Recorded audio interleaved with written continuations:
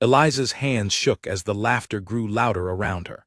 She stood frozen in the middle of the grand ballroom, her worn gray dress suddenly feeling like a costume from a nightmare. Every eye in the room seemed to be on her, and every mouth seemed to be curling into a cruel smile. She had not meant to be seen. She had only come to deliver a small package of mended gloves to Lady Pemberton, the hostess of the evening's charity ball. The footman at the door had mistaken her for a guest and waved her through before she could explain herself. Now here she stood, in the middle of London's finest company, wearing a dress with a patched hem and a collar gone thin from years of washing. "Look at her," a woman in emerald silk whispered to her companion, not bothering to lower her voice. "Did she wander in from the servants' entrance?" Another woman laughed behind her fan. "Perhaps she thinks this is a costume ball."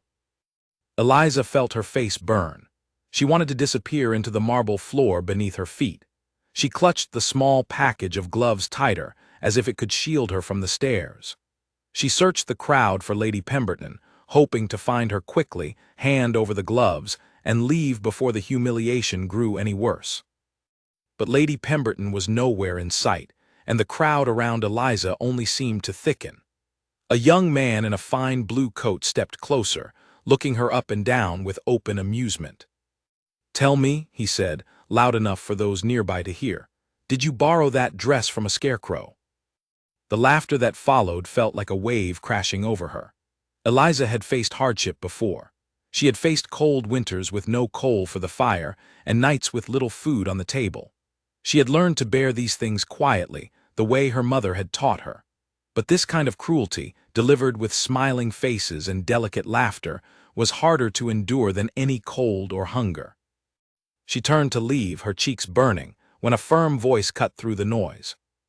"That is enough." The words were not shouted, but they carried a weight that silenced the room almost instantly. Every head turned toward the source of the voice, and Eliza turned with them. A tall man stood near the edge of the crowd. He wore a dark coat of the finest cut, plain compared to the bright colors around him, but there was something about the way he stood that made the entire room seem to shrink in his presence. His expression was calm, but his eyes carried a quiet anger that made even the boldest of the mocking guests fall silent. Eliza did not know who he was, but she could tell from the way the crowd parted for him, and the way whispers of his name spread through the room like a ripple on water, that he was someone of great importance.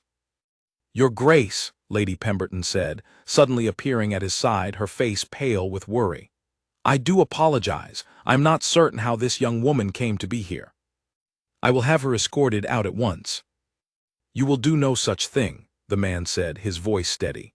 He turned to Eliza and offered a small, polite bow, the kind one might give to any honored guest. "Might I have this dance?" For a moment, Eliza thought she had misheard him. The room seemed to hold its breath, and she felt every eye return to her, though the nature of their stares had changed. No longer were they filled with mockery. Now they held confusion and, in some cases, a flicker of shame. I could not possibly," Eliza managed to say, her voice barely above a whisper. "I am not a guest here, sir. I only came to deliver a package." "Then let it be said that the finest guest of the evening arrived to deliver a package," the man replied, a faint smile touching the corner of his mouth. "I insist." Eliza looked around the room, searching for some excuse to escape, but she found none. The crowd watched with open curiosity now, waiting to see what she would do. Slowly, hesitantly, she placed her hand in his outstretched palm, and he led her toward the center of the dance floor. The orchestra, sensing the shift in the room, began a slow, gentle waltz. Eliza's feet remembered the steps her mother had taught her long ago, in the small parlor of their modest home, back when her mother still had the strength to dance. She moved carefully, aware of every eye still watching her, aware of the whispers that continued despite the man's warning. "You must forgive them," the man said quietly as they danced. "Cruelty is often mistaken for wit in rooms such as this." "You did not have to defend me," Eliza said, still too stunned to fully understand what was happening. "You do not even know my name." "Then tell me," he said. Eliza Whitmore." "Alexander Hale," he replied, "though most in this room call me the Duke of Ashbourne when they are not busy laughing at those who deserve kindness instead." Eliza's breath caught. A duke. She had just spoken to him as though he were an ordinary man, and he had allowed it, even seemed to welcome it. She glanced around the room and saw Lady Pemberton watching them with wide eyes, along with dozens of other guests who now seemed far less certain of their earlier laughter. "Your Grace, I must explain," Eliza said quickly. "I did not mean to intrude upon your evening. My mother was a seamstress, and I continue her work since she passed. Lady Pemberton had ordered a set of mended gloves, and I came only to deliver them. The footman mistook me for a guest, and I did not have the chance to correct him before a room full of people who have never known real hardship decided to mock you for wearing an honest dress," Alexander finished for her. His jaw tightened slightly. "I heard enough of it. It was shameful." Eliza did not know how to respond. No one of his standing had ever spoken to her this way, with such directness, such quiet fury on her behalf. She studied his face as they continued to dance, searching for some sign that this was all some elaborate joke at her expense, some new form of cruelty dressed up as kindness. But she found nothing of the sort. His eyes were steady, and his voice, though soft, held no mockery. "Why would you do this?" she finally asked. "Why would you risk your own reputation to dance with a seamstress's daughter in a patched dress?" Alexander considered the question for a moment before answering. "Because reputation built on cruelty is not worth protecting. And because I have spent enough evenings in rooms like this one to know that the people who laugh the loudest are often the ones with the least to be proud of." The waltz continued, and slowly, Eliza felt her shoulders relax, if only slightly. The stares around the room had not disappeared, but they had changed in nature. Where there had been open mockery, there was now a kind of stunned uncertainty. No one dared laugh while the Duke of Ashbourne danced with her, holding her as though she were the most honored guest in the room. When the music finally ended, Alexander did not release her hand immediately. Instead, he led her toward the edge of the room, away from the thickest part of the crowd, where they might speak with a little more privacy. "I noticed you the moment you entered," he admitted. "Not because of your dress, though I imagine that is what everyone else noticed first. I noticed the way you held yourself. Most people who walk into a room full of strangers who might judge them try to make themselves smaller. You did not. Even when they laughed, you stood tall." Eliza felt a flush of warmth that had nothing to do with embarrassment this time. "I have had a great deal of practice standing tall through difficult things, Your Grace." "Tell me about your mother," he said, his tone gentle now. "You said she was a seamstress." Eliza hesitated, unused to anyone showing genuine interest in her life, but something in his manner made her want to speak. "She was the finest seamstress in our part of London, though she never had the chance to prove it to anyone beyond our small circle of customers. She taught me everything I know about needle and thread. When she grew too ill to work, I took over her orders so we would not lose what little income we had. She passed away 2 winters ago." "And you have continued the work alone since then?" "I have. It is honest work, even if it does not always pay well. I mend what others tear, and I sew what others cannot afford to buy new." She glanced down at her own dress, the one that had caused so much laughter that evening. "This dress was my mother's. I let out the seams myself, though I could not afford new fabric to replace what had worn thin." Alexander was quiet for a moment, his expression unreadable. "You wear it well," he finally said. "Far better than any of the silk gowns I have seen tonight." Eliza almost laughed at the absurdity of the compliment, but something in his sincerity stopped her. "You are very kind, Your Grace, but you need not flatter me. I know what I looked like when I walked into this room." "I am not in the habit of flattering people I do not respect," he said simply. "And I find I respect you a great deal, Miss Whitmore, after having known you for less than an hour." Before Eliza could respond, Lady Pemberton approached them once more, her earlier panic replaced now with a forced, polite smile. "Your Grace, I do hope you are enjoying the evening. Might I introduce you to my niece? She has been eager to make your acquaintance all evening." Alexander's expression grew slightly cooler, though he remained polite. Perhaps another time, Lady Pemberton. I am currently engaged in conversation with Miss Whitmore. He turned back to Eliza. Would you allow me to see you home this evening? The streets are not always safe after dark, and I would feel far more at ease knowing you arrived safely. Eliza glanced around the room, aware that every remaining conversation had quieted enough for people to strain their ears toward them. The idea of leaving in the Duke's carriage, in full view of everyone who had laughed at her earlier, felt both terrifying and strangely satisfying. I would not want to trouble you, Your Grace, she said carefully. I am quite capable of walking home. I do not doubt your capability, Alexander replied, but I would still like to see you home safely, if you will permit it. Consider it a small correction to an evening that began rather poorly for you. There was something in his tone, something earnest and unhurried, that made it difficult for Eliza to refuse. She thought of the long walk home through the dark streets, past the parts of the city where the gas lamps grew fewer and farther between, and she found herself nodding. Very well, Your Grace, thank you. As they made their way toward the entrance of the ballroom, Eliza felt the weight of dozens of eyes following them. She held her chin a little higher than she had when she first arrived, no longer the trembling girl who had been laughed at, but someone who had, for reasons she could not fully understand, caught the attention and respect of one of the most powerful men in London. Behind her she heard Lady Pemberton's voice, no longer sharp with condescension but strangely eager. Do give my regards to your family, Miss Whitmore. We must have you back again soon. Eliza did not turn around. She simply walked forward, Alexander's hand steady at her elbow, and stepped out into the cool night air, leaving behind a room full of people who would spend the rest of the evening, and likely many evenings after, wondering exactly what they had witnessed. Outside, the Duke's carriage waited, its lanterns glowing softly against the darkness.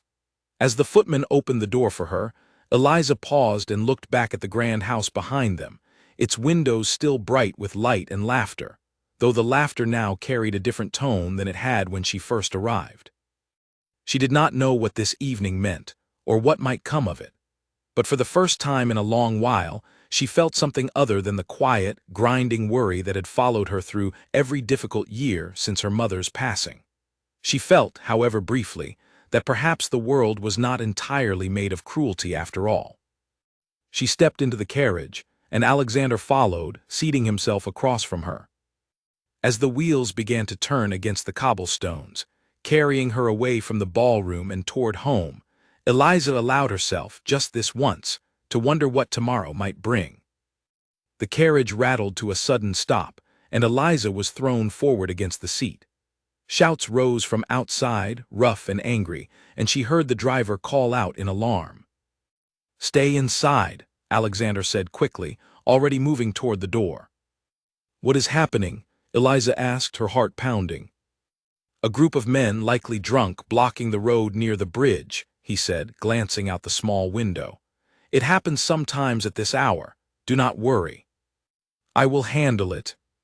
He stepped out into the night, and Eliza pressed herself close to the window, watching as he spoke firmly with the men gathered near the crossing. His voice was calm but commanding, and within a few tense minutes, the men moved aside, grumbling but no longer blocking the path. Alexander returned to the carriage, seating himself across from her once more as the wheels began to move again. "I apologize for the disturbance," he said. "London is not always as polished after dark as it appears in daylight." Eliza let out a breath she had not realized she was holding. "You are not at all what I expected a duke to be." "And what did you expect?" he asked, a faint smile returning to his face. "Someone more concerned with his coat than with the safety of a stranger," she admitted. "Someone who would have stayed inside and let the driver manage things alone." "I have never much cared for staying inside while others handle difficulties," Alexander said. "It is not a trait my father approved of, but it has served me well enough." The carriage rolled on through the quieter streets, the grand houses of the wealthy giving way slowly to smaller homes, then to the narrow lanes where Eliza lived. She grew self-conscious again as the carriage approached her street, aware of how different her modest neighborhood would look to a man accustomed to marble floors and silk curtains. "It is just here," she said softly, pointing to a small house with a single lit window. "You need not walk me to the door, Your Grace. I can manage the rest of the way." "Nonsense," Alexander said, already stepping down from the carriage before the footman could reach the door. He offered his hand to help her down, and she took it, feeling the roughness of the cobblestones beneath her thin shoes as she stepped onto the street. He walked beside her to the door of her small home, and Eliza found herself oddly nervous, more nervous than she had been even in the crowded ballroom. She turned to face him at the doorstep, uncertain of what to say. "Thank you for this evening, Your Grace," she said, "for your kindness and for seeing me safely home." "It was no trouble," he replied. "In truth, it was the most enjoyable evening I have spent in London in quite some time." Eliza gave a small, disbelieving laugh. "I find that difficult to believe, considering how the evening began." "The beginning was unfortunate," Alexander agreed. "But the rest of it I found rather remarkable. I do not often meet people who speak to me plainly without flattery or fear. You did both this evening."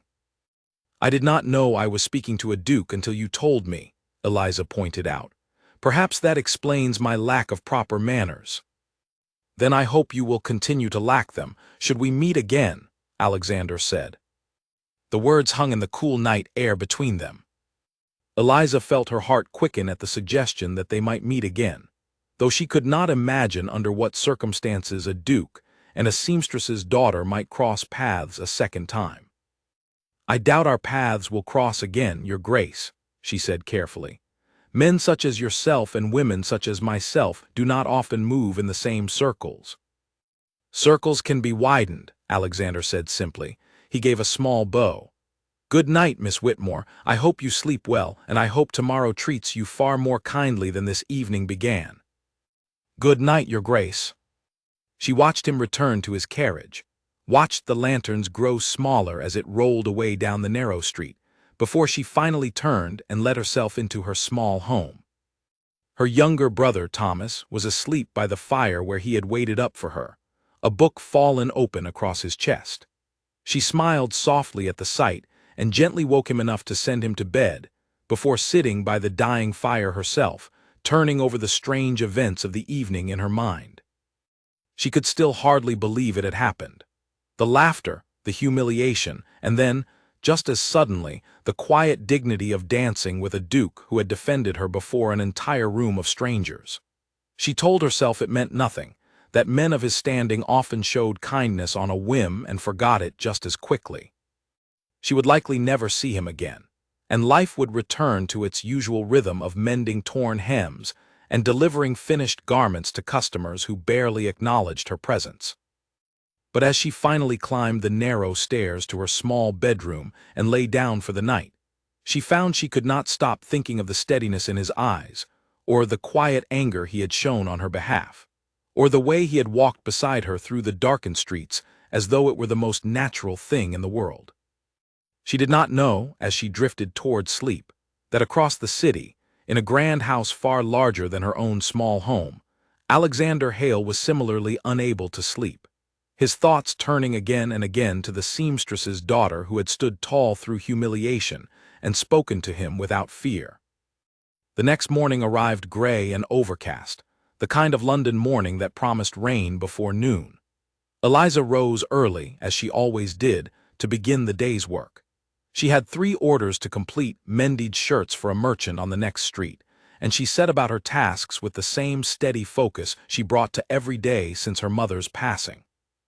She had nearly forgotten the strange events of the previous evening, or rather, had convinced herself to set them aside as a passing curiosity, when a sharp knock sounded at her door shortly after breakfast. She wiped her hands on her apron and opened it, expecting perhaps a neighbor or a customer. Instead, she found herself facing a line of carriages stretched along the narrow street, far too grand for the modest neighborhood, drawing curious stares from every window and doorway nearby. A well-dressed man stood at her door, holding a folded letter bearing a wax seal she did not recognize. "Miss Eliza Whitmore?" the man asked. Yes, she said, her heart beginning to race. That is me. I have been sent by His Grace, the Duke of Ashbourne, the man said, handing her the letter. He requests the pleasure of your company this morning, if you are able. Eliza stared at the letter in her hands, then at the row of carriages, then at her neighbors who had begun to gather at their windows and doorsteps, whispering to one another at the sight of such grandeur on their humble street. She broke the seal with trembling fingers and unfolded the letter. The handwriting was elegant but plain, without unnecessary flourish, much like the man who had written it. Miss Whitmore, I have thought a great deal about last evening, and I find I cannot let the matter rest as it stands. What happened to you at Lady Pemberton's ball was unjust, and I intend, in some small way, to see it corrected. I have arranged for several tradespeople to call upon you this morning, that you might select a wardrobe befitting the dignity you carried so well last evening, despite the unkindness shown to you. This is not charity, nor is it pity. It is simply a wrong I intend to make right. I hope you will accept this gesture in the spirit it is intended. Yours, Alexander Hale, Duke of Ashbourne. Eliza read the letter twice, her mind struggling to make sense of the words. She looked up at the carriages again, and saw now that they were not simply grand vehicles, but carried within them the unmistakable signs of London's finest shops, boxes of fabric, cases of ribbon and lace, and several women dressed in the practical, elegant fashion of skilled modistes. Miss Whitmore, the man at her door said gently, "Shall we begin?" Eliza felt a rush of conflicting emotions, disbelief, embarrassment, and something warmer that she did not yet have a name for. She glanced back into her small home, where her brother stood in the doorway of the kitchen, staring at the scene outside with wide eyes. "I do not understand," she finally managed to say. "This is far too much. I could not possibly accept such a gift." "His Grace anticipated you might say as much," the man replied with a small, knowing smile. "He instructed me to tell you that refusing would only prove his point about the unfairness you suffered last evening, and that he does not intend to take no for an answer on this particular matter." Eliza stood in her doorway for a long moment, the letter still trembling slightly in her hands, the curious eyes of her neighbors watching her every movement. She thought of the ballroom the night before, the cruel laughter, the burning shame of standing in her mother's old dress while strangers mocked her. She thought of the steady calm in Alexander's voice as he had silenced the room, and the quiet dignity with which he had treated her ever since. Slowly, she stepped aside from the doorway. "Very well," she said. "Please come in." As the modistes and tradespeople began to move purposefully into her small home, unpacking bolts of silk and satin, measuring tapes and pattern books, Eliza felt the strange, unsettling sense that her life had shifted onto a path she never could have imagined only a day before. She did not yet know where this path would lead, or what it would ultimately cost her. But as the morning wore on, and the small parlor of her modest home filled with colors and fabrics she had only ever sewn for other women, never for herself, she allowed herself, for the first time in years, to feel something like hope. A cup shattered against the floor as Lady Pemberton's niece, Beatrice, threw it down in fury. "It cannot be true," she snapped at the maid who had brought her the morning's gossip. "A duke, sending an entire wardrobe to a seamstress. Say it again and say it plainly, so I might understand how such foolishness came to pass." The maid, trembling slightly, repeated what she had heard from a footman who had spoken to a coachman who had seen the carriages himself. Beatrice's face grew pale, then flushed with anger. She had spent the better part of 2 years hoping to catch the attention of the Duke of Ashbourne, attending every event where he might appear, wearing the finest gowns her family's fortune could provide, and he had shown her nothing but polite indifference. Now, it seemed, a girl in a tattered dress had captured in one evening what Beatrice had failed to achieve in years. "This will not stand," she muttered to herself, already forming plans in her mind. Meanwhile, across the city, Eliza stood in the center of her small parlor, surrounded by more fine fabric than she had seen in her entire life. The modistes had spent the morning taking her measurements, discussing colors and styles with an enthusiasm that seemed genuine rather than forced. One woman, an older seamstress named Margaret who had clearly worked in the trade for many years, seemed particularly delighted to be working with someone who understood the craft. "You have a fine eye for fabric, Miss Whitmore," Margaret said, holding up a length of deep blue silk against Eliza's shoulder. "Have you done much sewing yourself?" "It is how I earn my living," Eliza admitted. "Though I have never worked with silk this fine. Most of my customers cannot afford such luxury." "Well, today you need not think of cost," Margaret said with a warm smile. "His Grace has been quite clear on that matter. You are to have whatever you wish, and I dare say you have earned it from what I have heard of last evening." Eliza felt her cheeks warm at the reminder. "You heard about the ball." "All of London has heard about the ball, my dear," Margaret said, not unkindly. "Word travels quickly among those of us who work with our hands. There is a certain satisfaction in hearing that cruelty did not go unanswered." By midday, the small parlor had been transformed into something resembling a proper dress shop, with bolts of fabric draped over every available surface and sketches of gown designs scattered across the table. Eliza's brother, Thomas, had taken to peering curiously into the room every so often before being gently shooed back to his studies by one of the modistes, who found his fascination with the fine fabrics rather endearing. It was nearly evening by the time the tradespeople began to pack away their materials, promising to return within the week with the first of the finished gowns. Eliza stood in the doorway, watching the carriages depart one by one, still struggling to fully comprehend the events of the day. She had barely closed the door behind the last departing carriage when another knock sounded, softer this time.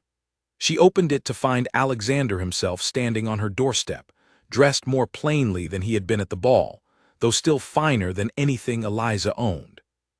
"Your Grace," she said, startled, "I did not expect you." "I hope I am not intruding," Alexander said. "I wish to see for myself that everything had gone smoothly, and that you were not entirely overwhelmed by the morning's events." Eliza gave a small, tired laugh. "Overwhelmed is one word for it, Your Grace. I confess I still do not fully understand why you have done all this." "May I come in?" he asked. "I would rather explain properly than stand shouting across your doorstep for the neighbors to hear." Eliza glanced behind her, aware of the small, humble state of her parlor compared to what he must be accustomed to, but she stepped aside nonetheless. "Of course, please come in." He entered, glancing around the modest room with what appeared to be genuine interest rather than judgment. His eyes lingered on a small portrait hanging near the fireplace, a simple painted likeness of a woman with kind eyes and a gentle smile. "Is this your mother?" he asked. "Yes," Eliza said softly. "My father commissioned it shortly before he passed when I was still quite young. It is one of the few things of value we own, though I suppose its value is only sentimental." "It is a fine portrait," Alexander said. "She has your eyes." Eliza felt an unexpected warmth at the observation. She gestured to a simple wooden chair near the fireplace. "Please, sit, Your Grace.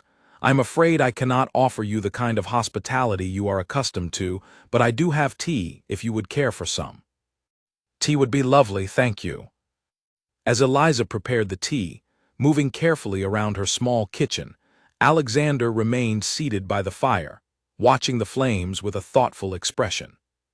When she returned with 2 simple cups, she settled into the chair across from him, still uncertain how to behave in the presence of a man whose social standing was so far beyond her own.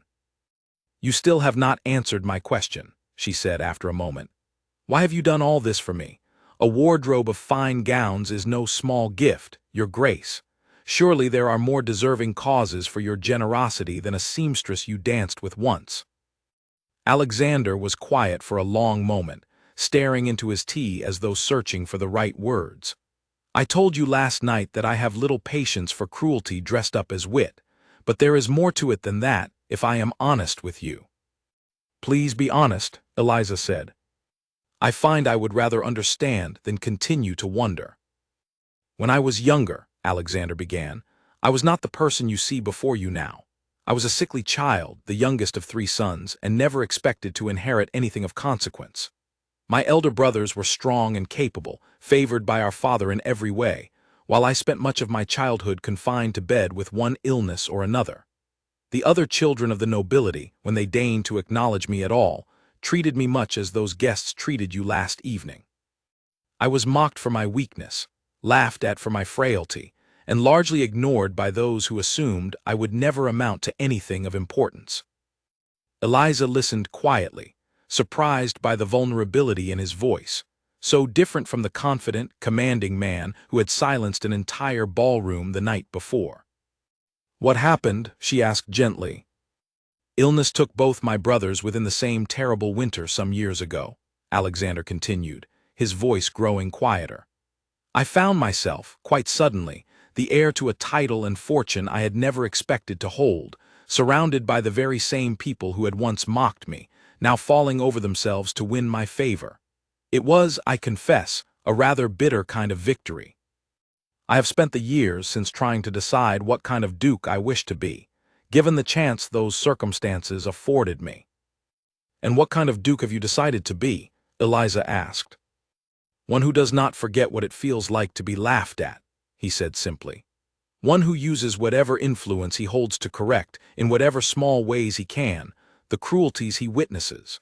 When I saw you standing in that ballroom last night, enduring the same kind of mockery I once endured, I could not simply stand by and watch it happen again, not when I now have the power to do something about it."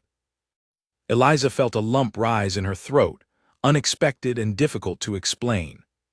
She had assumed, when the carriages first arrived that morning, that his kindness was perhaps a passing whim, the kind of careless generosity the wealthy sometimes showed to amuse themselves. But hearing him speak now, with such quiet honesty about his own painful history, she understood that his actions came from something far deeper. "I am sorry you endured such unkindness as a child," she said softly. "And I am sorry you endured it as a young woman," Alexander replied. "Though I confess, watching you stand tall through it, refusing to let it break you, was one of the more remarkable things I have witnessed in quite some time." They sat in comfortable silence for a moment, the fire crackling softly between them, before Eliza spoke again. "I must ask you something, Your Grace, and I hope you will forgive my bluntness. I have heard how quickly gossip travels in London society. I fear that accepting such a generous gift from you, particularly given how publicly it was delivered this morning, will invite exactly the kind of speculation and cruelty I experienced last night, only worse." Alexander's expression grew serious. "You are wise to consider that possibility. I will not pretend that some will speak unkindly of this arrangement or assume things about my intentions that are not true. But I would rather you have the means to hold your head high in any room you enter, regardless of what gossip might follow, than continue to endure the kind of humiliation you suffered last night simply because you lack the resources others take for granted." "And what of your own reputation?" Eliza asked. "Surely a duke associating so openly with a seamstress invites its own share of judgment." "Let them judge," Alexander said, a hint of steel entering his voice. "I have spent enough of my life concerned with the opinions of people who have never shown me or anyone else genuine kindness. I find I care very little for their judgment now." Eliza studied him for a long moment, trying to reconcile the powerful, commanding duke who had silenced a ballroom with the quiet, thoughtful man sitting across from her, sharing painful memories of his own childhood over a simple cup of tea in her modest parlor. She found, to her surprise, that she believed him entirely. "Very well," she said finally. "I will accept your gift, Your Grace, though I confess I still feel some unease about it. But I would ask one thing of you in return." "Name it," Alexander said. "Do not treat me as some project to be pitied, or some symbol of your own generosity to be displayed before society," Eliza said, her voice steady despite the boldness of her words. "If we are to know each other beyond this single gesture, let it be as equals, insofar as such a thing is possible between a duke and a seamstress's daughter." Alexander smiled, the first truly warm smile Eliza had seen from him since they met. "I would have it no other way, Miss Whitmore." Over the following days, Alexander visited Eliza's home several more times, always with some small reason, checking on the progress of the gowns, inquiring after her brother's studies, or simply passing by, as he claimed, and thinking to stop in for tea. Eliza found herself looking forward to these visits more than she cared to admit, and the conversations between them grew easier and more comfortable with each meeting. She learned that Alexander, despite his title and wealth, led a rather solitary life, having grown distrustful of most social gatherings after years of watching people flatter him only for his position and fortune. She learned that he had a genuine fondness for books, particularly histories and accounts of distant lands he had never visited but hoped to someday.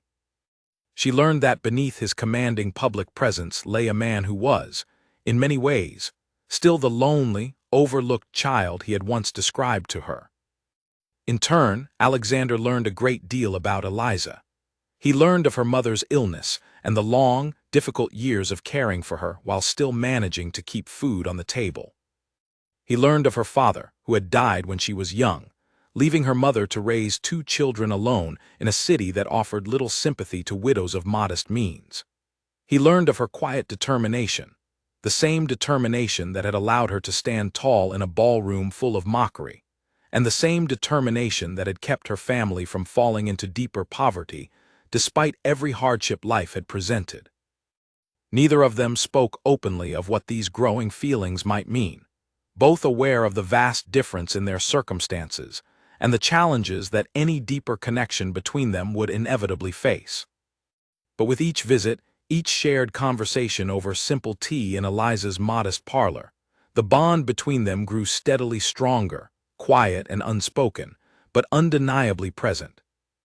Meanwhile, word of the Duke's unusual generosity continued to spread through London society, growing more distorted and exaggerated with each retelling. What had begun as a single act of kindness had transformed, in the mouths of gossiping nobles, into rumors of a secret engagement, or worse, insinuations about the true nature of their relationship that neither Eliza nor Alexander had ever intended. Beatrice Pemberton, still smarting from her failed attempts to win the Duke's attention, found herself at the center of much of this gossip, eager to spread any rumor that might diminish Eliza's growing reputation, while elevating her own standing among the other disappointed young women of society who had hoped, in vain, to catch the Duke's eye themselves. It was only a matter of time before this quiet, growing storm of gossip and jealousy would reach a point where it could no longer be ignored, threatening to unravel the fragile trust that had begun to form between Eliza and Alexander, and testing whether the connection they shared could withstand the full weight of London society's judgment. For now, though, in the quiet warmth of Eliza's small parlor, with the fire crackling softly, and the fine new gowns hanging carefully in her modest bedroom, neither of them yet knew how difficult the road ahead would prove to be. The newspaper landed on the breakfast table with a sharp slap, and Eliza's brother, Thomas, looked up in alarm at the sudden sound. "You must see this," said Margaret, the seamstress who had become something of a friend over the past weeks, her face tight with concern as she pointed to a small printed column near the bottom of the page. "I did not want you to hear it from someone else first." Eliza took the paper with trembling hands and read the words printed there. The column spoke, in careful but pointed language, of a certain Duke's curious fascination with a common seamstress, questioning what favors she might be offering in exchange for such generosity, and wondering aloud whether the Duke of Ashbourne had lost his good sense entirely. "They cannot possibly believe such things," Eliza said, though her voice wavered with uncertainty. "Belief matters little in these circles," Margaret said gently. "What matters is what makes for interesting gossip over afternoon tea. I am afraid you have become quite the subject of fascination, my dear, whether you wished it or not." Eliza set the paper down carefully, her appetite for breakfast suddenly gone. She had known, of course, that accepting Alexander's generosity would invite talk. He had warned her as much himself, but seeing the ugly insinuations printed so plainly, available for anyone in London to read and repeat, made the reality of the situation far more difficult to bear than she had anticipated. She spent the morning attempting to focus on her sewing, but found her mind wandering repeatedly back to the printed words, imagining the whispers that must be spreading through every drawing room and dinner party in the city. By the time a knock sounded at her door in the early afternoon, she had worked herself into a state of quiet anxiety that she struggled to hide. She opened the door to find Alexander standing there, his expression grim. "You have seen it, then," she said, stepping aside to let him in. "I have," he confirmed, his jaw tight with barely restrained anger. "I intend to speak with the editor of that paper directly. Such baseless insinuations should not be printed without consequence." "Will that truly help?" Eliza asked, settling into her usual chair by the fire, though her hands remained restless in her lap. "Or will it only draw more attention to the very rumors you wish to silence?" Alexander paused, considering her words. "You may be right. I confess I am not accustomed to restraining my anger when someone I care for is wronged." The admission hung in the air between them, and Eliza felt her cheeks warm at the words, "someone I care for," spoken so plainly, though she was not certain he had fully realized what he had revealed. "I appreciate your protectiveness, Your Grace," she said carefully. "But I fear that any dramatic response on your part will only confirm, in the eyes of gossiping society, that there is something worth gossiping about." "And is there not?" Alexander asked quietly, his eyes meeting hers with an intensity that made her breath catch. Eliza did not know how to answer. In the weeks since the ball, her feelings toward Alexander had grown into something far more complicated than gratitude for his generosity. She found herself thinking of him constantly, looking forward to his visits with an eagerness she could not fully explain away as simple friendship. But she had not allowed herself to name these feelings, aware of how impossible any deeper connection between them would seem to the rest of the world. "I do not know how to answer that," she finally said honestly. "Then let me speak plainly," Alexander said, leaning forward slightly. "I have not visited you these past weeks merely out of obligation or guilt over what happened at the ball. I have visited because I find myself, more and more, wishing to be in your company. I have not felt this way about anyone in a very long time, Eliza, and I do not intend to let the small-minded gossip of society dictate how I choose to spend my time, or who I choose to spend it with." Eliza's heart pounded at his words, at the use of her given name, spoken with such warmth and sincerity. She wanted, more than anything, to simply accept the feelings blooming within her, to trust in the connection they had built over these past weeks. But practical concerns still weighed heavily on her mind. "Your Grace," she began carefully, "even if I were to admit that my feelings toward you have grown beyond simple gratitude, we must both consider what such feelings would mean, practically speaking. You are a duke, expected to marry someone of appropriate standing, someone who can help secure alliances and maintain the dignity of your title. I am a seamstress's daughter. No amount of fine gowns will change the circumstances of my birth." "I care little for what society expects of me," Alexander said firmly. "I have spent my life watching those who care deeply for such expectations, and I have found little happiness in their example. My title affords me a certain freedom, Eliza, the freedom to choose my own path, regardless of what tradition might dictate." "And what of your family? Surely there are relatives who would object strongly to any deeper connection between us." Alexander's expression grew somewhat pained. "My only living relative of any consequence is an aunt, my father's sister, who has spent years attempting to arrange suitable matches for me, none of which I have ever found appealing. I have no doubt she would object strongly to any serious connection with you. But her objections have never carried much weight with me before, and I do not intend to let them begin now." Eliza fell silent, turning over his words carefully in her mind. She wanted desperately to believe that such a connection between them could truly work, that the vast difference in their circumstances could somehow be overcome. But years of hardship had taught her to be cautious with hope, to guard against the disappointment that so often followed when she allowed herself to believe in something too readily. "I need time to consider all of this, Your Grace," she finally said. "This is not a decision I can make lightly, particularly given how publicly our connection has already become." "Of course," Alexander said, his expression softening. "Take whatever time you need. I will not press you further on the matter, though I hope you know my feelings will not change, regardless of how long you require to consider them." They spent the remainder of his visit discussing lighter matters, the progress of the newly finished gowns, Thomas's continued fascination with the fine fabrics that had passed through their small home, and other small, comfortable topics that helped ease the tension of their earlier conversation. But when Alexander finally departed, Eliza found herself sitting alone by the fire for a long while, turning over the events of the day in her mind. The following week brought a new challenge, one that Eliza had not anticipated. She received an invitation, delivered by a formal footman in the same manner as the gossip columnist's paper had arrived, requesting her presence at a small gathering hosted by Alexander's aunt, Lady Cordelia Ashbourne, at her townhouse the following evening.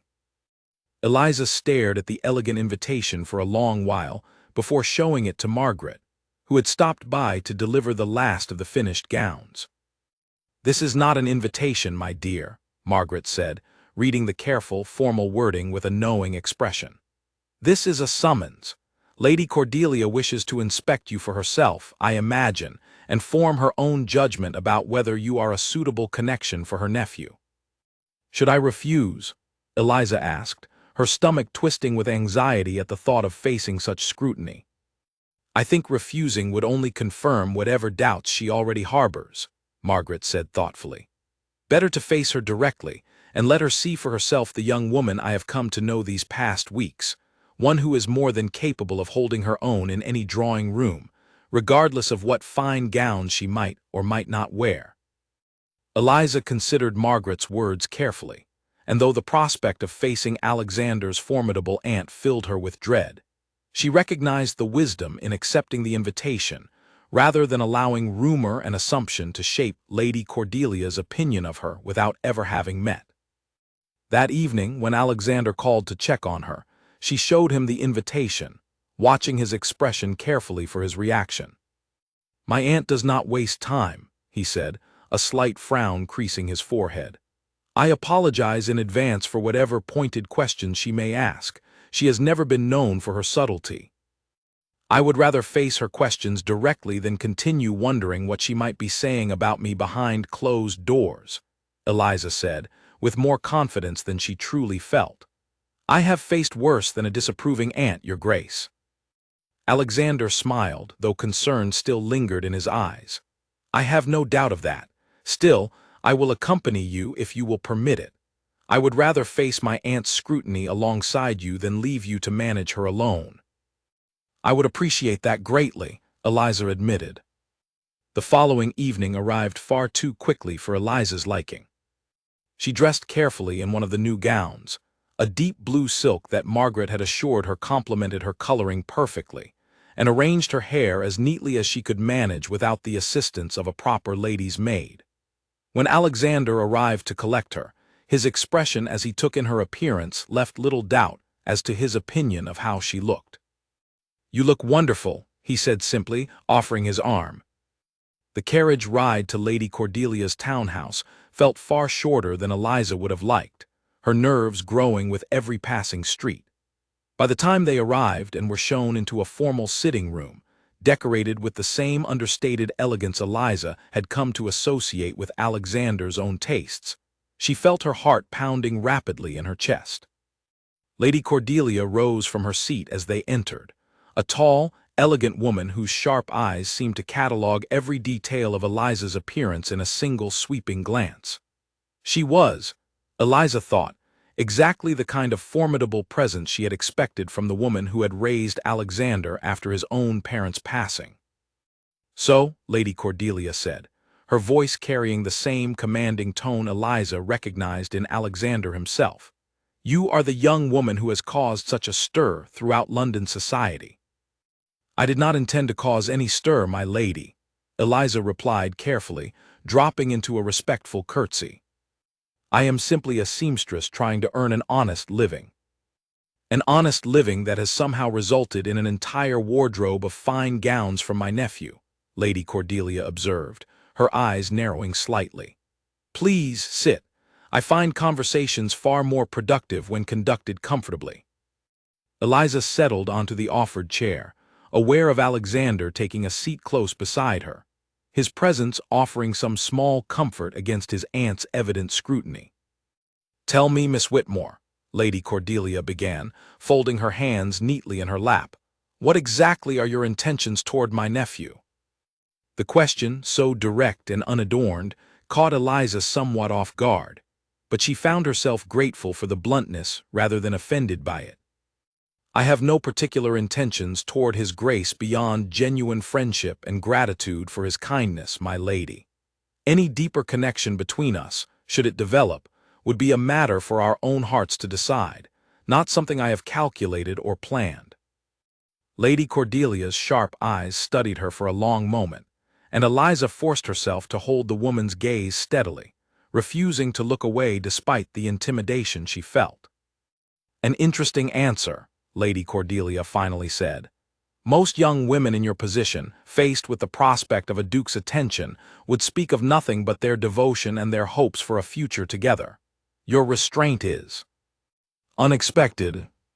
I have learned, my lady, not to place too much hope in circumstances beyond my control," Eliza said honestly.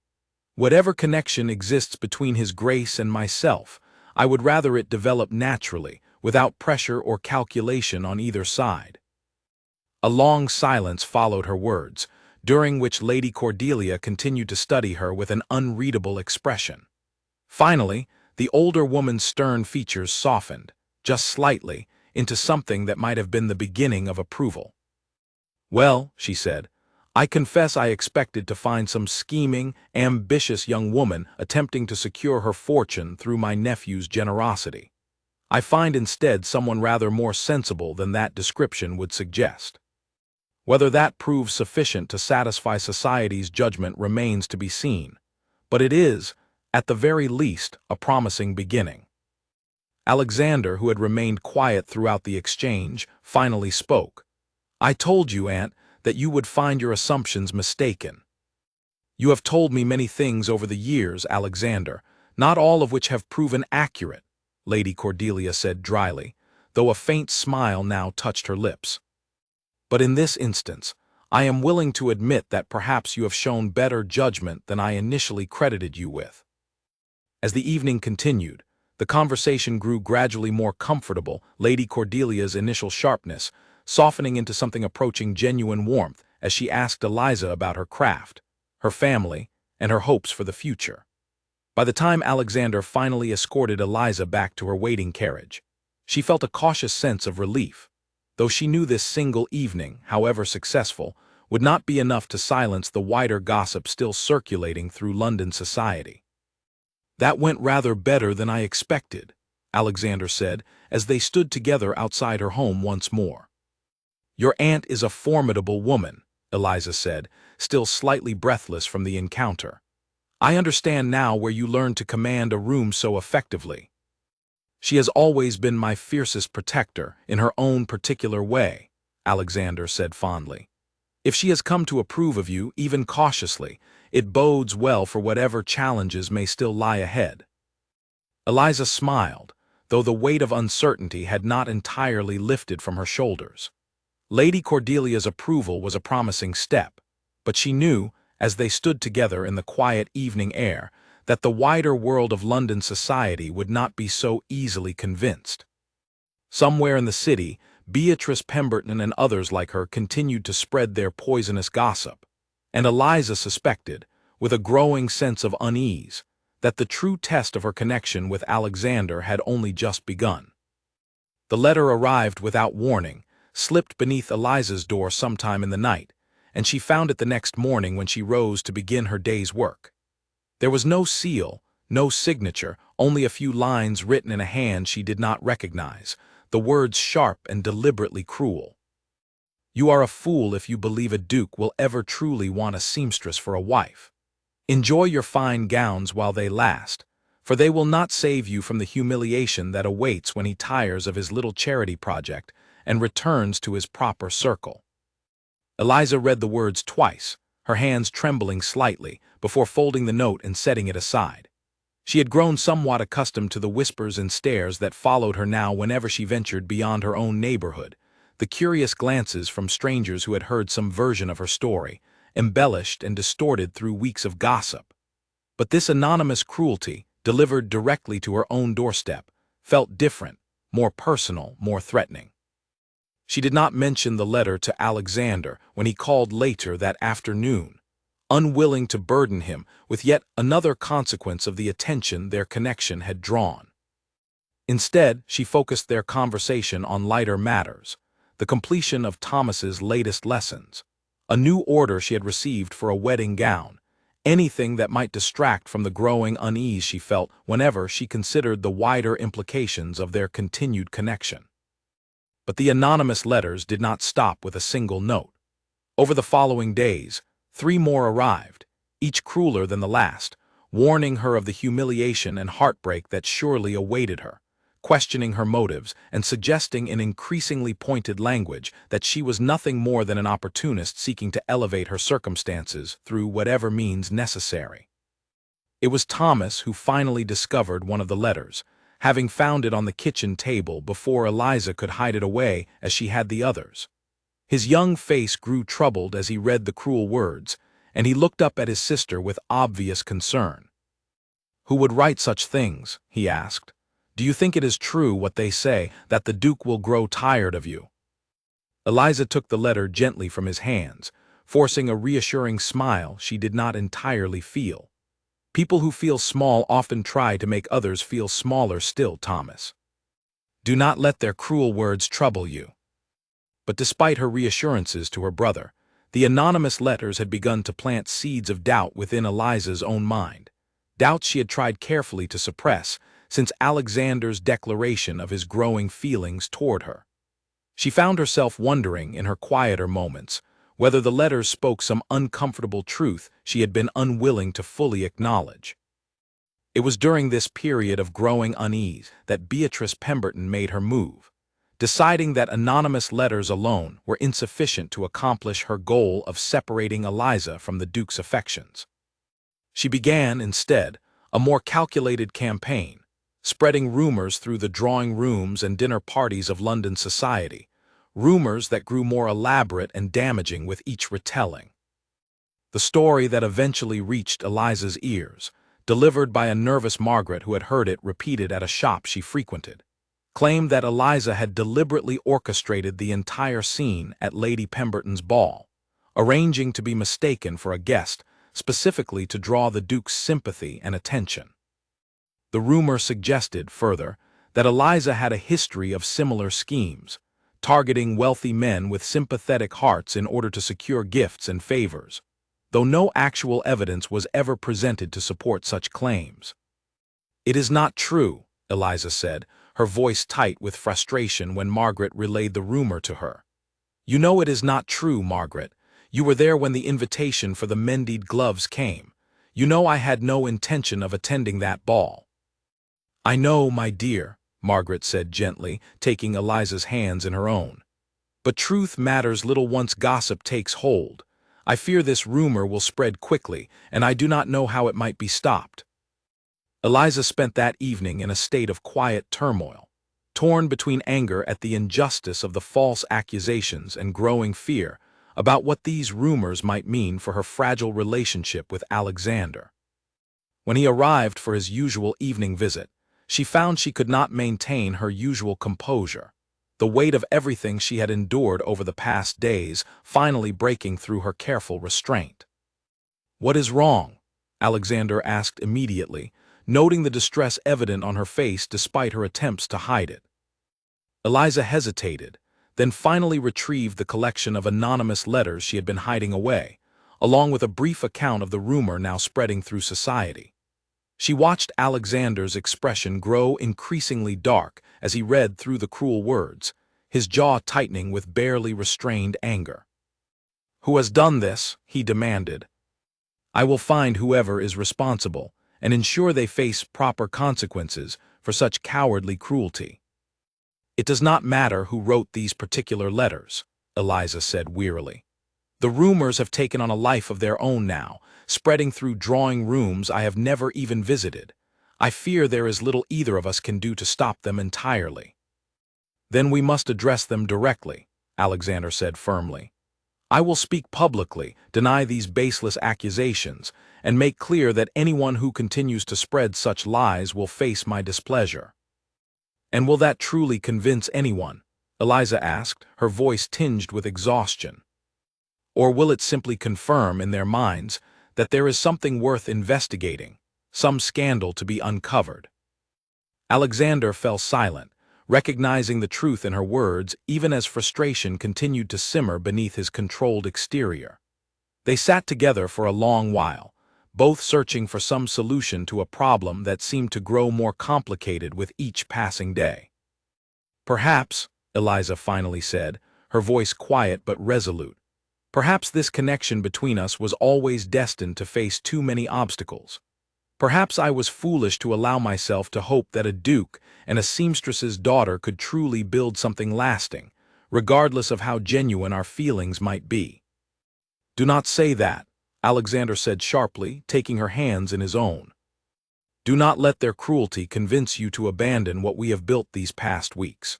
I have not felt such genuine connection with anyone in my entire life, Eliza, and I refuse to let baseless gossip destroy that simply because small-minded people cannot comprehend a connection built on something other than status and calculation.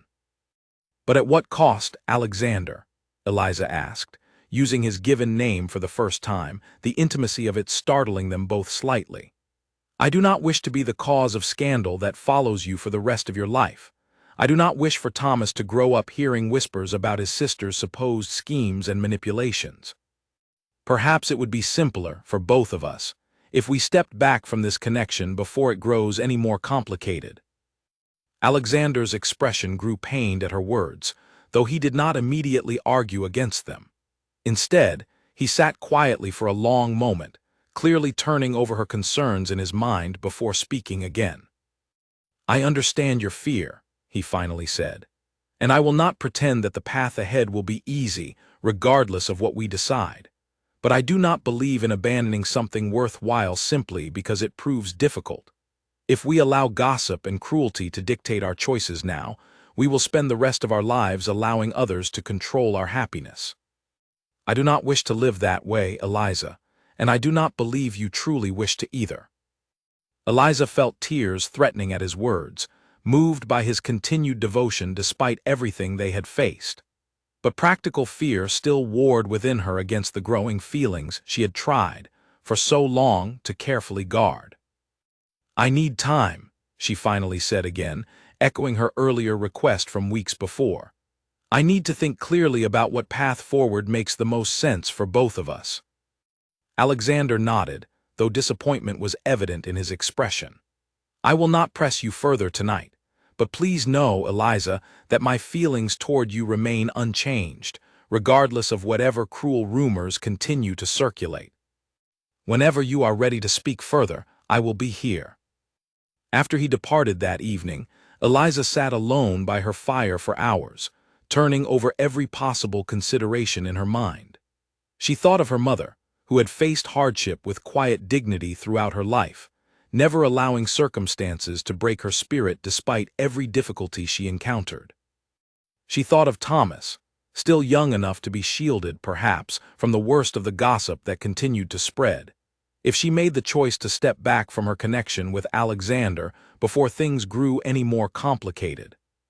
But she also thought of the genuine warmth she felt whenever Alexander visited, the comfortable ease of their conversations, the way he had defended her without hesitation from the very first moment they met, and the vulnerability he had shown her in sharing his own painful childhood experiences. She thought of the quiet strength she had found in his steady presence, and the way he had treated her, from their very first meeting, as an equal deserving of respect rather than pity. It was nearly dawn before she finally reached a decision, one that felt both terrifying and strangely liberating in equal measure. She would not allow anonymous cruelty and baseless gossip to dictate the course of her life. She had endured too much hardship already, worked too hard to maintain her dignity through every difficult circumstance, to now abandon genuine happiness simply because others could not accept a connection built on something other than social convention. But even as she reached this resolution, she knew the challenges ahead had not disappeared. Beatrice Pemberton's campaign of rumor and gossip continued unabated, growing more elaborate with each passing day, and Eliza suspected that the young woman's determination to separate her from Alexander's affections would not diminish simply because Eliza had decided to remain steadfast in her own feelings. Indeed, within days of her decision, matters grew considerably worse. Beatrice, having failed to achieve her desired result through gossip alone, arranged to have a forged letter delivered to several prominent members of society, a letter supposedly written by Eliza herself, containing damning admissions about her supposed scheme to secure the Duke's fortune through calculated manipulation of his sympathies. Eliza learned of the forged letter's existence only when Lady Cordelia arrived unexpectedly at her home one afternoon, her expression grave and troubled. "You must see this," Lady Cordelia said, without her usual preamble, presenting Eliza with a copy of the forged letter that had been circulating among London's most influential families. Eliza read the false letter with growing horror, recognizing immediately that the handwriting, while a reasonable imitation of her own, contained subtle differences that betrayed its fraudulent origin. But she understood, with sinking dread, that most who read the letter would have no way of recognizing such subtle discrepancies, and would instead accept the damning words as genuine proof of exactly the calculating scheme her critics had long suspected. "I did not write this," Eliza said firmly, meeting Lady Cordelia's steady gaze. "You must believe me, my lady, every word here is a fabrication." "I believe you," Lady Cordelia said, somewhat to Eliza's surprise. "I have observed you closely these past weeks, Miss Whitmore, and nothing in your character suggests the calculating manipulation described in this letter. But belief alone will not undo the damage this forgery threatens to cause, particularly given how widely it has already circulated." "Who would do such a thing?" Eliza asked, though she suspected she already knew the answer. "I have my suspicions," Lady Cordelia said grimly, "though proving them will require considerable effort. In the meantime, we must decide how best to counter this damage before it grows entirely beyond our ability to control." Eliza felt a fresh wave of despair wash over her at this new complication, wondering how much more her fragile connection with Alexander could withstand before the combined weight of cruel rumors and outright forgery finally succeeded in tearing them apart entirely. Alexander's fist came down hard on his desk when he finally saw the forged letter for himself, the sound sharp enough to make the servant who had delivered it flinch and take a hurried step backward. "This is outrageous," he said, his voice low and dangerous in a way Eliza had never heard from him before. "Whoever is responsible for this forgery will answer for it, I promise you that." "Lady Cordelia suspects Beatrice Pemberton," Eliza said quietly, watching him carefully, "though we have no proof beyond suspicion at this point." "Then we shall find proof," Alexander said, already moving toward the door with obvious purpose. "I will not allow this kind of cowardly deception to continue unanswered." "Alexander, wait," Eliza said, rising quickly to stop him. "Charging into this situation with anger, however justified, will not solve the underlying problem. If we confront Beatrice directly without proof, she will simply deny everything, and we will have accomplished nothing beyond confirming, once again, that there is scandal enough here to warrant investigation." Alexander paused, forcing himself to take a steadying breath before turning back to face her. "You are right, of course. I apologize. It is simply difficult to remain calm when I see how much distress this has caused you." "I know," Eliza said gently, reaching out to take his hand. "But we must think carefully about how to proceed, rather than acting purely from anger." Over the following days, Eliza, Alexander, and Lady Cordelia worked together to devise a careful strategy for addressing the forged letter and the wider campaign of gossip that continued to threaten their connection. Lady Cordelia, drawing on decades of experience navigating the complicated politics of London society, suggested that a direct confrontation, handled with careful precision rather than raw emotion, would prove far more effective than any public denial or angry accusation.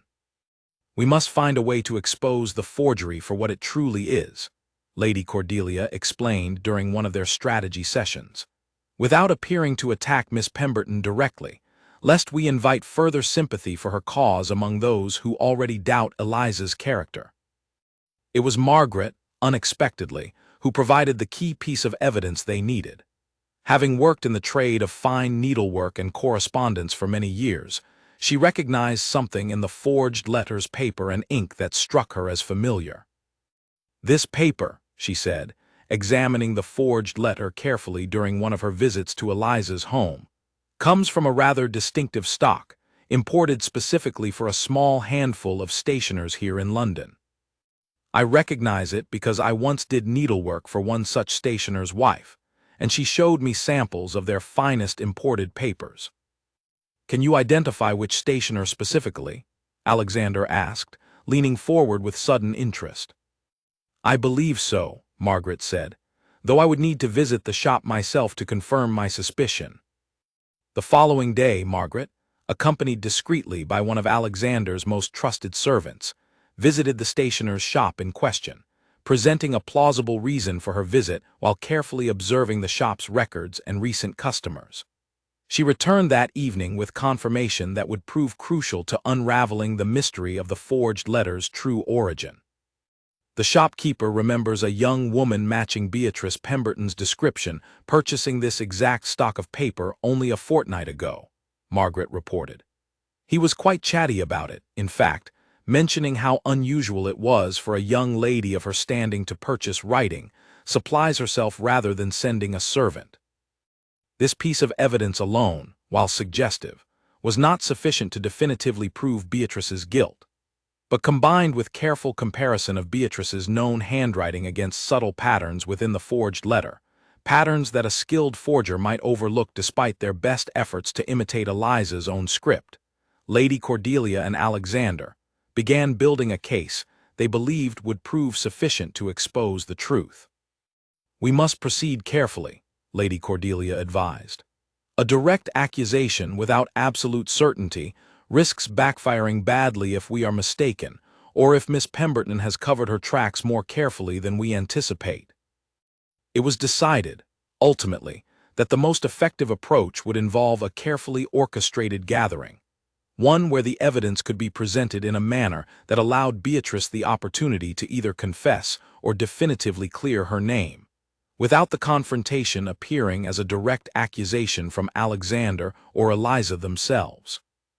Lady Cordelia arranged for a small dinner party, ostensibly to celebrate her own birthday, inviting a carefully selected group of guests that included Beatrice Pemberton, her Aunt Lady Pemberton, and several other prominent members of society whose opinions carried significant weight in matters of social standing and reputation. Eliza felt considerable anxiety in the days leading up to the dinner, aware of how much rested on the success of their carefully laid plans. She spent hours reviewing the details with Alexander and Lady Cordelia, ensuring every aspect of their approach had been considered from multiple angles. "What if this plan fails?" Eliza asked during one particularly tense preparation session. "What if Beatrice manages to deflect the evidence, or convince the other guests that we are the ones acting in bad faith?" "Then we will face that challenge as it comes," Alexander said steadily. "But I have faith in the evidence we have gathered, and I have faith in you, Eliza. You have faced far greater challenges than a single dinner party with quiet dignity and strength. I do not doubt you will face this one the same way." The evening of the dinner arrived with a tension Eliza could feel from the moment she stepped into Lady Cordelia's elegant dining room, dressed in one of her finest new gowns, her nerves carefully hidden behind a composed exterior she had practiced diligently over the preceding days. Beatrice arrived shortly after, accompanied by her aunt, her expression carrying the same subtle superiority Eliza remembered from their brief encounters during the weeks of growing gossip and rumor. The dinner proceeded normally at first, polite conversation flowing around topics of little consequence, though Eliza noticed several curious glances directed her way from guests who had clearly heard the various rumors circulating about her supposed scheming and manipulation. She held her composure carefully, engaging in conversation when appropriate, but keeping her guard steady throughout. It was not until dessert had been served that Lady Cordelia, with practiced casualness, steered the conversation toward the topic they had all been anticipating. "I have found myself quite fascinated lately by the art of handwriting analysis," Lady Cordelia announced to the table at large, her tone carrying just enough theatrical interest to draw everyone's attention without appearing suspicious. "It is remarkable how difficult it truly is to perfectly imitate another person's script, no matter how skilled the forger might believe themselves to be." A few guests murmured polite interest, though Eliza noticed Beatrice's posture stiffen almost imperceptibly at the topic. "In fact," Lady Cordelia continued, producing the forged letter from within her own correspondence with practiced ease, as though she had simply happened to have it on hand, "I recently came across a rather curious example of exactly this problem. A letter, supposedly written by a young acquaintance of mine, that I have reason to believe was actually forged by someone else entirely." The table fell silent, several guests exchanging curious glances as Lady Cordelia passed the letter around for closer inspection. "How fascinating," said one older gentleman, examining the letter with genuine curiosity. "What led you to suspect forgery, Lady Cordelia?" "Several small inconsistencies," Lady Cordelia explained smoothly. "The pressure of certain letters, the spacing between particular words, small details that a careful forger might overlook despite their best efforts. I have also discovered, through some careful investigation, that the paper itself came from a rather distinctive stock, purchased recently by a young lady whose handwriting, upon close comparison, bears a striking resemblance to certain patterns found within the supposedly forged letter." Beatrice's face had grown noticeably pale throughout this explanation, her earlier composure beginning to crack under the weight of Lady Cordelia's carefully constructed revelation. "Surely you do not mean to suggest," Lady Pemberton began, her voice carrying a note of alarm as she glanced toward her niece, "that someone at this very table might be responsible for such a forgery?" "I mean to suggest nothing directly," Lady Cordelia said, her tone remaining perfectly pleasant despite the pointed nature of her words. "I simply find the entire matter fascinating, and I do wonder what might motivate someone to engage in such deception. Jealousy, perhaps, or a desperate desire to separate two people whose growing connection threatens one's own ambitions." The room had grown uncomfortably quiet now, every guest's attention fixed on Beatrice, whose composure finally shattered entirely under the mounting pressure of the moment. "I did not mean for it to go so far," Beatrice suddenly blurted out, her voice tight with barely controlled panic. "I only wish to make people understand the truth, that Eliza Whitmore is not the innocent creature everyone believes her to be, that she has manipulated her way into the Duke's affections through calculated deception." Gasps rippled around the table at this sudden confession, and Lady Pemberton's face went white with horrified embarrassment at her niece's outburst. "Beatrice," Lady Pemberton said sharply, "what have you done?" "I have done what needed to be done," Beatrice said, though her voice now carried more desperation than conviction. "Someone needed to expose her for what she truly is, before she succeeded in trapping the Duke entirely." Alexander, who had remained silent throughout the careful unfolding of Lady Cordelia's plan, finally spoke, his voice carrying the same commanding authority Eliza remembered from their very first meeting at Lady Pemberton's ball weeks before. "Miss Pemberton," he said, his tone icy with barely controlled anger, "you have spent weeks spreading malicious rumors and now, it seems, forging documents in an attempt to destroy the reputation of a woman whose only crime was standing with dignity through unwarranted cruelty. I find your actions utterly reprehensible." "Your Grace, please," Beatrice said, her earlier defiance crumbling into desperate pleading. "I only did it because I had hoped for so long that you might come to care for me instead. Watching you show such devotion to her, when you had shown me nothing but polite indifference for years, it was more than I could bear."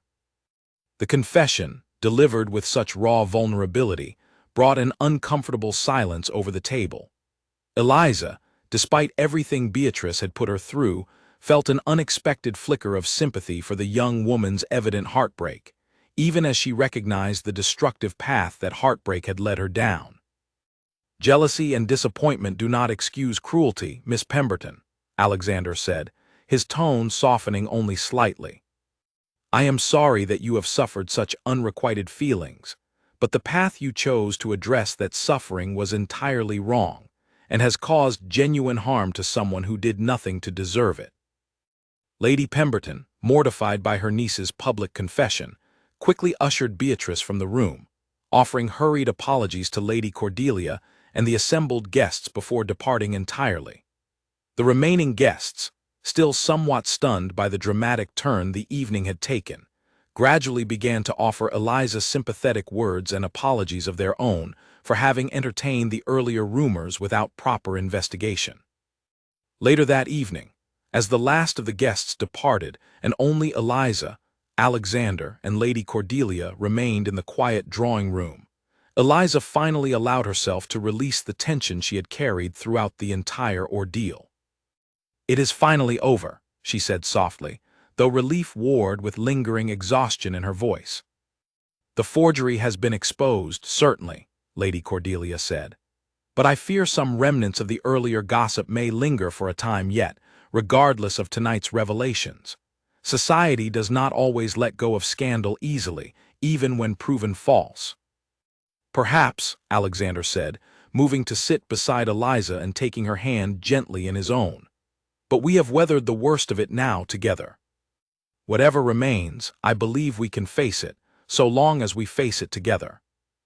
Eliza looked at him, at the steady warmth in his eyes, and felt the last of her earlier doubts finally begin to dissolve. She thought of everything they had endured over these past weeks, the anonymous letters, the cruel rumors, the forged confession that had nearly succeeded in tearing them apart entirely, and she recognized with sudden clarity that Alexander had remained steadfast throughout every challenge, never once wavering in his devotion to her, regardless of the cost to his own reputation. "Together," she agreed softly, and for the first time since the ordeal had begun, she allowed herself to fully believe that whatever challenges still lay ahead, they would indeed be able to face them side by side. News of Beatrice Pemberton's confession spread through London society almost as quickly as the original rumors had, though this time, Eliza found herself the subject of sympathy rather than scorn. Invitations began arriving at her small home with unexpected frequency, families who had previously whispered about her supposed scheming now eager to demonstrate their support and friendship, a shift in sentiment that left Eliza feeling both relieved and somewhat wary. "People are strange creatures," Margaret observed one afternoon, helping Eliza sort through the growing pile of invitations that had accumulated over the past week. "The very same women who once laughed at your tattered dress now compete to be seen in your company. I confess I find it difficult to trust such sudden warmth," Eliza admitted. "How quickly might their opinions shift again should some new scandal arise to capture their interest?" "Perhaps that is simply the nature of society," Margaret said with a knowing smile. "But I do not think you need concern yourself overly much with their fickle opinions any longer. You have His Grace's steadfast devotion, and that, I think, matters far more than the passing judgments of gossiping strangers." Indeed, Alexander's devotion had only grown stronger through the trials of the preceding weeks, his visits to Eliza's home becoming a daily occurrence rather than the occasional calls that had marked the beginning of their acquaintance. Their conversations, once cautious and careful given the uncertain nature of their connection, now flowed with an easy comfort that spoke to the genuine bond they had built through shared adversity. It was during one such visit, on a bright afternoon several weeks after Beatrice's confession, that Alexander arrived at Eliza's home carrying an air of nervous anticipation that Eliza had rarely observed in him before. "You seem troubled," she observed, settling into her usual chair by the fire as he paced restlessly near the window. "Is something wrong?" Not wrong, precisely, Alexander said, though his hands fidgeted with something in his coat pocket that Eliza could not quite identify. There is something I wish to discuss with you, Eliza, though I confess I find myself unexpectedly nervous about broaching the subject. You have faced angry mobs and hostile dinner parties with perfect composure, Eliza said, a teasing smile touching her lips despite her own growing curiosity. Surely whatever you wish to discuss cannot be so daunting as that.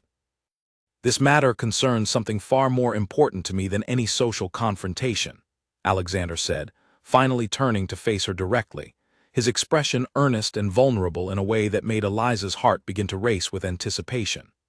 Eliza, these past months have shown me, more clearly than I ever could have anticipated, exactly what kind of woman you are.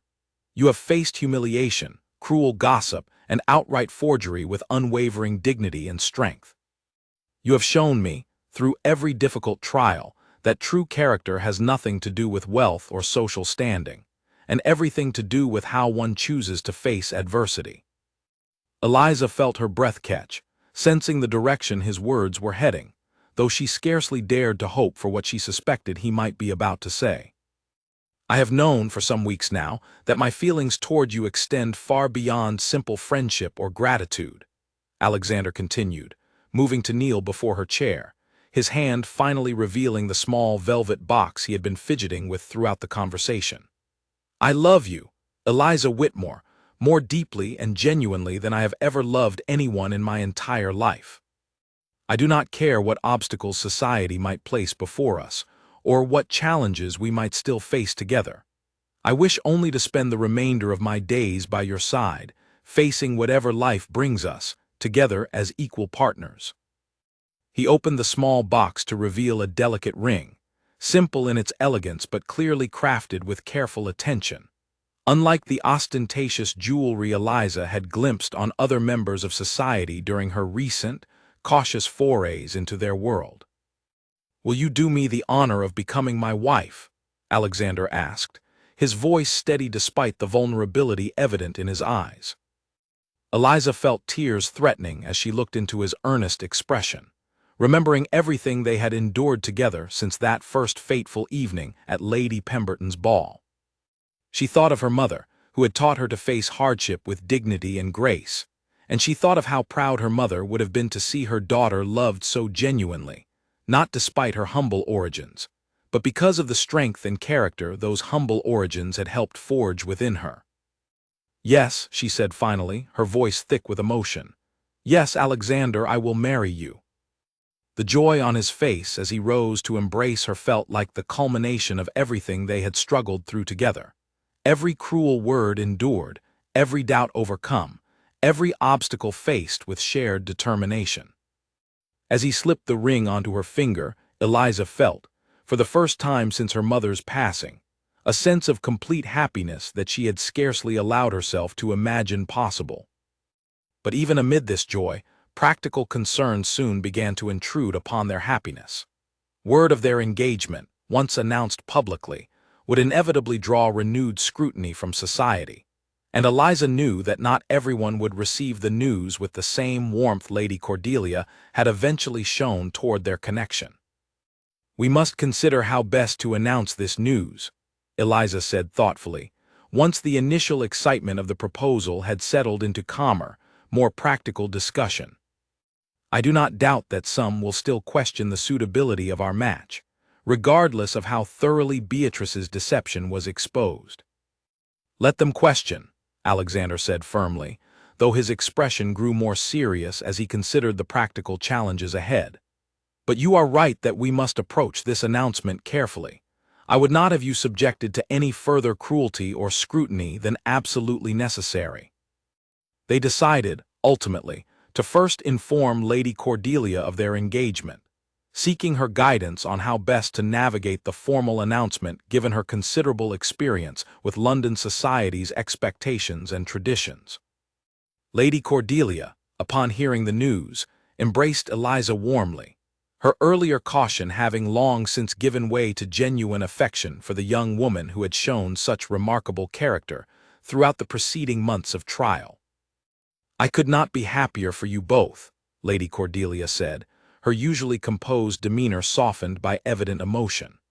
"I confess, Eliza, that I did not expect to grow so fond of you when you first appeared on my nephew's arm those many weeks ago. But you have proven yourself, time and again, to be exactly the kind of partner Alexander needs, someone strong enough to weather the challenges his position will inevitably bring, and genuine enough to see past the trappings of wealth and status to what truly matters." With Lady Cordelia's blessing and guidance, they planned a formal engagement announcement, to be made at a grand ball hosted specifically for the occasion, an event that would allow Alexander to publicly declare his intentions before all of London society, leaving no room for further doubt or speculation about the sincerity of their connection. As preparations for the ball began, Eliza found herself once again the subject of considerable attention, though this time, the attention carried a very different character than her first fateful appearance at Lady Pemberton's ball so many months before. Modistes and tradespeople returned to her home, this time to craft a gown specifically befitting her role as the future Duchess of Ashbourne, a role she still found difficult to fully comprehend despite the ring now resting on her finger. Thomas, who had grown considerably over the months since their acquaintance with Alexander first began, expressed his own excitement at the prospect of gaining a brother-in-law, whose kindness and generosity had already transformed their small family's circumstances in countless ways. "Will we have to move to a grand house now?" Thomas asked one evening, watching curiously as Eliza reviewed sketches for her engagement gown with Margaret's careful assistance. "I believe so, eventually," Eliza said, smiling at her brother's evident excitement. "Though I promise you, Thomas, we shall never forget where we came from, regardless of what grand houses we might come to call home." Margaret, who had become something of a surrogate aunt to both Eliza and Thomas over their months of acquaintance, watched the exchange with evident fondness. "You have both earned whatever happiness now comes your way," she said warmly. "I only hope you will still find time for an old seamstress, once you have taken your place among London's finest society." "Margaret," Eliza said firmly, "you shall always have a place in my life, regardless of what circumstances change around us. You have been a true friend throughout everything, and I do not intend to forget that simply because my situation has improved." As the day of the engagement ball approached, however, a new concern began to trouble Eliza's thoughts. Though Beatrice Pemberton's deception had been thoroughly exposed, and though society's opinion of Eliza had largely shifted toward sympathy and support, Eliza remained aware that not everyone within Alexander's social circle had fully accepted the legitimacy of their connection.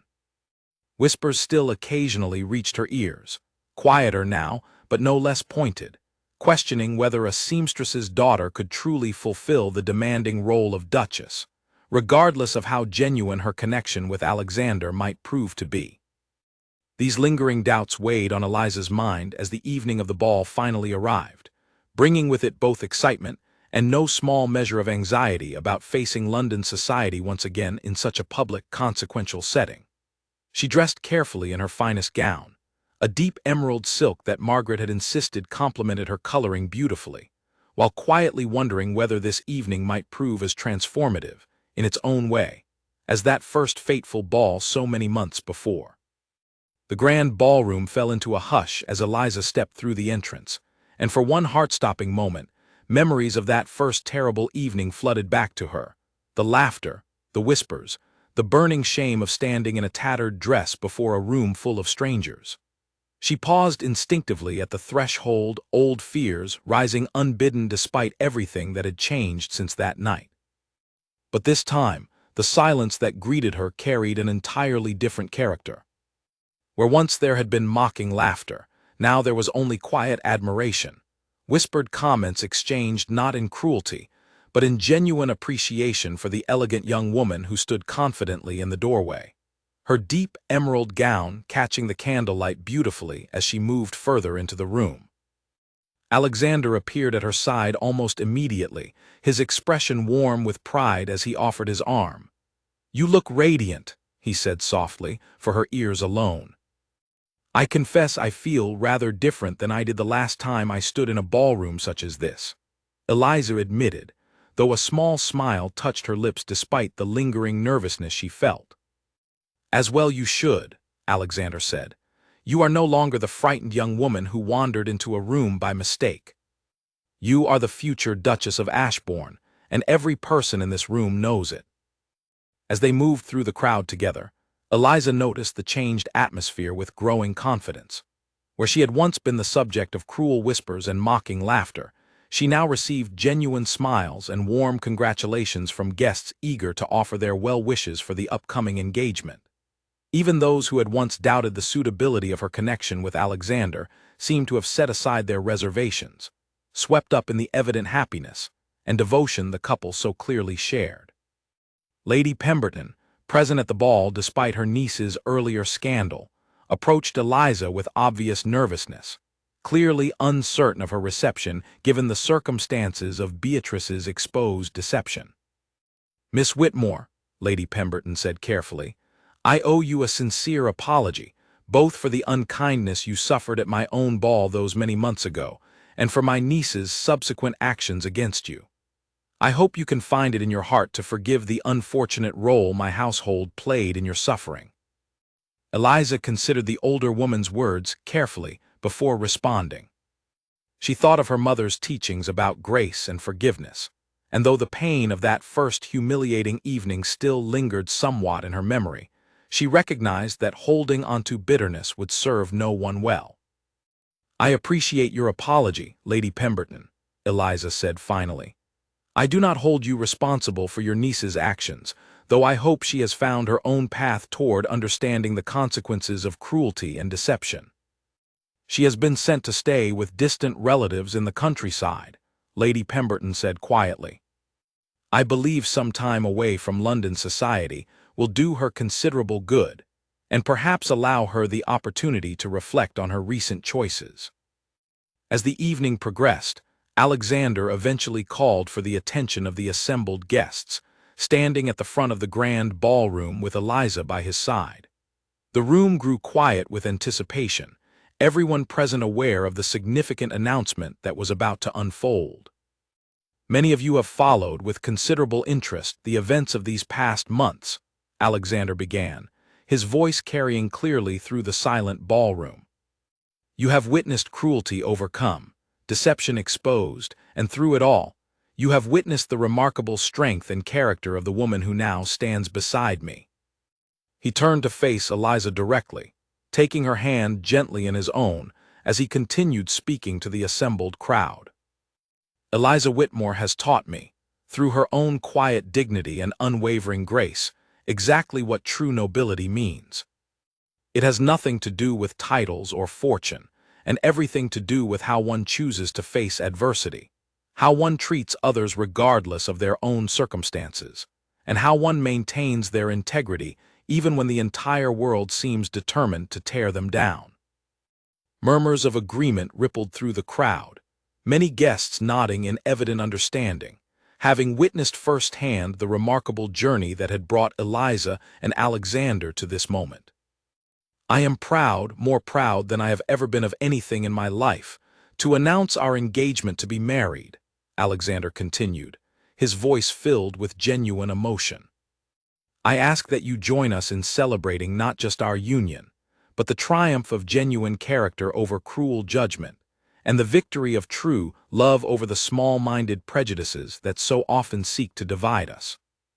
The ballroom erupted into enthusiastic applause, guests raising their glasses in celebration of the announcement.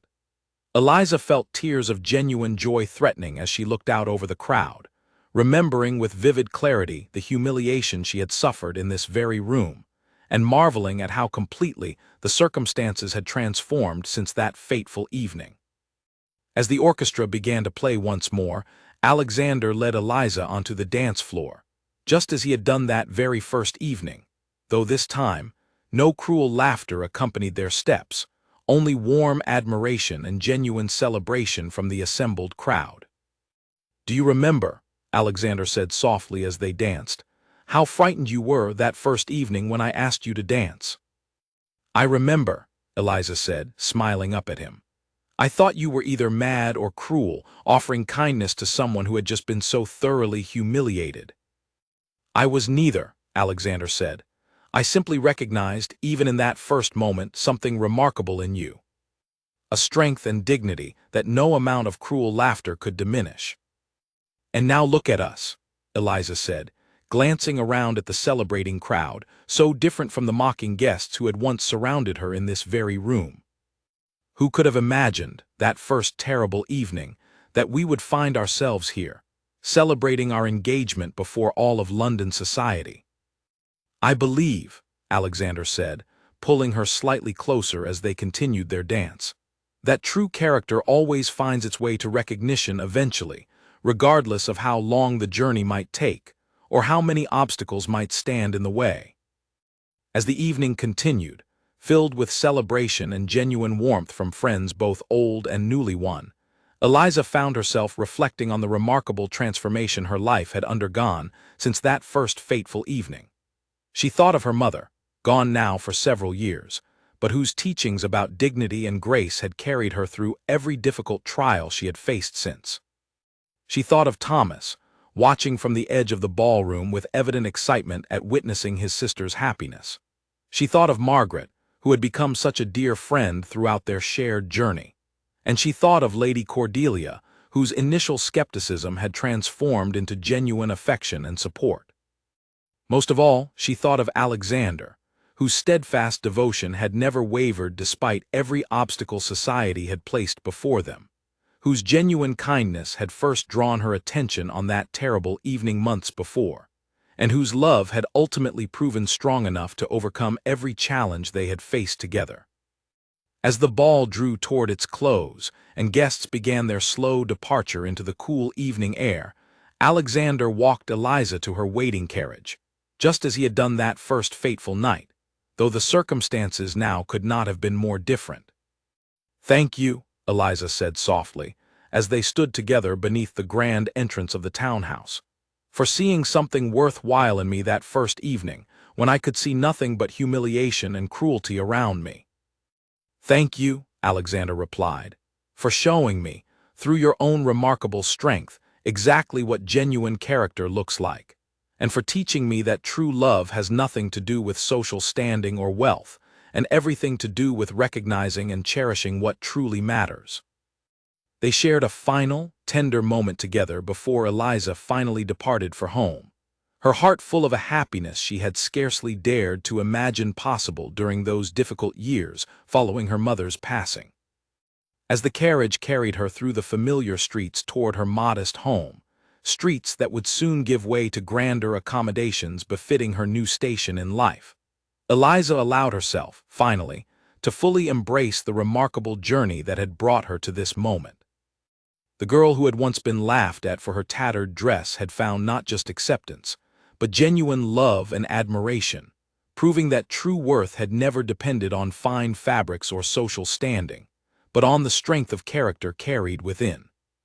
And as she prepared to become the Duchess of Ashbourne, Eliza carried with her the same quiet dignity and grace that had first caught Alexander's attention, ready now to face whatever new challenges and joys her transformed life might bring, secure in the knowledge that she faced them no longer alone, but alongside a partner who had proven, time and again, the depth and sincerity of his devotion. Spring arrived in London with unusual warmth the year Eliza became the Duchess of Ashbourne, and the small chapel chosen for the ceremony overflowed with flowers Alexander had personally selected, remembering Eliza's fondness for simple blooms over the ornate arrangements favored by most of society. The wedding itself was modest by the standards of the nobility, a choice both Eliza and Alexander had insisted upon despite Lady Cordelia's gentle protests that a duke's wedding ought to reflect his station. "Our connection was never built on grandeur," Alexander had explained to his aunt during the planning. "I do not intend to begin our marriage by pretending otherwise." Margaret, given the honor of creating Eliza's wedding gown herself, poured months of careful craftsmanship into a dress that combined elegant simplicity with the fine materials Eliza had once only sewn for other women. Thomas, now old enough to properly understand the significance of the day, walked his sister down the aisle in the absence of their father, his young face beaming with pride throughout the ceremony. The years that followed brought their own challenges, as any genuine life together inevitably does. Eliza struggled, at times, with the formal expectations placed upon a duchess, finding the rigid social calendar and constant scrutiny of London society considerably more demanding than the quiet independence she had known as a seamstress. But Alexander remained a steady presence throughout these adjustments, never once expecting her to abandon the practical wisdom and genuine warmth that had first drawn him to her. She continued her needlework, though now primarily as a beloved hobby rather than a means of survival, often creating garments for charitable causes that supported struggling families much like her own had once been. She established, with Alexander's full support, a small workshop that provided training and fair wages to young women in similar circumstances to those she herself had once faced, ensuring that other seamstresses' daughters might find opportunities she had never possessed during her own difficult years. Thomas grew into a thoughtful young man under Alexander's mentorship, eventually pursuing his own education with opportunities that would have seemed impossible during their earlier years of hardship. He never forgot, however, the humble circumstances of his childhood, carrying forward the same values of dignity and hard work that his sister had modeled for him throughout their shared struggles. Margaret remained a beloved friend to the family for the remainder of her days, often visiting the grand estate that became Eliza's new home, where she and Eliza would spend hours discussing needlework and fabric, just as they had in Eliza's modest parlor so many years before, the difference in surroundings never diminishing the genuine friendship between them. Lady Cordelia, whose initial skepticism had long since transformed into genuine devotion, became something of a grandmother figure to the children Eliza and Alexander eventually welcomed into their family, her sharp wit softening considerably as she watched her nephew build the kind of genuine, loving household she had always hoped he might someday find. As for Beatrice Pemberton, whose jealousy and deception had once threatened to destroy everything Eliza and Alexander had built together, the years brought their own reckoning.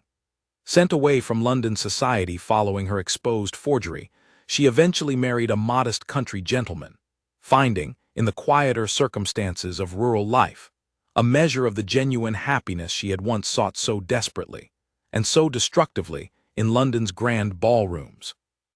Eliza herself, looking back on the remarkable journey that had transformed her from a mocked seamstress's daughter to a respected duchess, often reflected on the lessons her mother had taught her during those difficult early years. True dignity, her mother had always insisted, came not from fine gowns or grand titles, but from how one carried oneself through both hardship and triumph alike. She had proven, through every trial she faced, from the cruel laughter of that first fateful ball, to the anonymous letters and forged confessions that had nearly torn her happiness apart, that genuine strength of character could not be diminished by circumstance, and that true love, built on mutual respect and shared adversity, could overcome even the most determined attempts to destroy it. Years later, when her own daughter faced her first difficult evening in London society, feeling small and uncertain among the grand finery of the nobility, Eliza knelt beside her and shared the same wisdom her own mother had once given her. "It does not matter what others think of your dress or your circumstances or where you come from," Eliza told her daughter gently. "What matters is how you carry yourself through both kindness and cruelty alike. Stand tall, my darling, regardless of what the world might say, and you will find that true worth always finds its way to recognition, however long the journey might take."